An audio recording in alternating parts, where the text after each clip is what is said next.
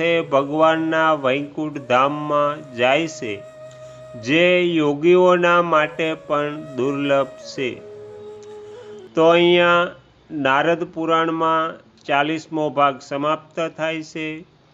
તમે તમારો કિંમતી સમય આપી એકાગ્ર ચિત્તે આ નારદ પુરાણ સાંભળ્યું એ બદલ હું આપ સૌનો ખૂબ ખૂબ આભાર વ્યક્ત કરું છું અને આશા પણ રાખું છું કે તમને આ નારદ પુરાણ ગમ્યું હશે.